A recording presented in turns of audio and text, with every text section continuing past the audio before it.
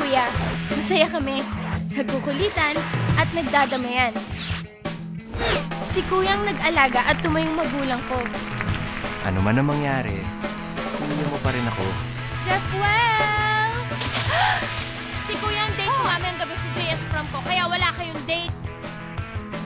Promise, pagbalik ko, balik tayo sa dati. Dear Kat, alam mo namang para sa iyo ang lahat ng to. Nagtrabaho para makatapos ako ng pag-aaral. Dear kuya, ikaw ang naging inspiration ko. Hello? Kuya? May good news ako. Talaga? Ano yun? Sa hirap at ginhawa, kami ni kuya. Walang makakapaghiwalay sa amin ni kuya. Siya ang magiging future ate mo. Eh bakit parang basang tuta yung mukha mo? Smile ka naman. Happy occasion to, no? Kat, pork ba yan?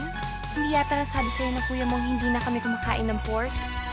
Kuya, hindi ka daw kumakain ng pork. Isang araw pa lang, Gwi, ha? Isang araw pa lang. Naku! Bagong bahay? Sa Bicol? Tayong tatlo? Makes sense. Kanino sa inyo? Kat, this is your fate. Tanggapin mo lang na ikaw, kapatid ka lang. Anong gagawin ko, V?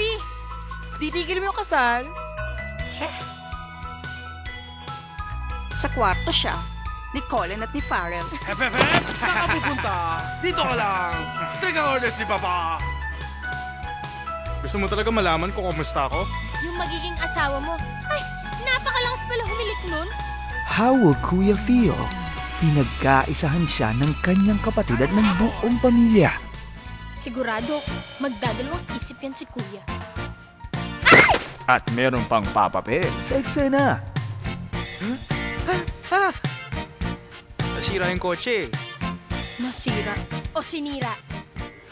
Paano ko naman makakalimutan yun?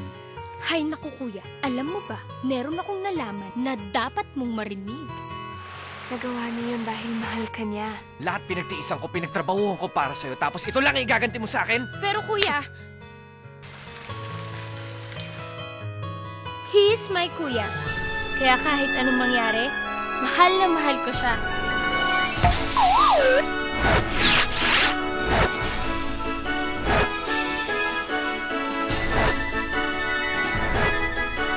A movie for the whole family.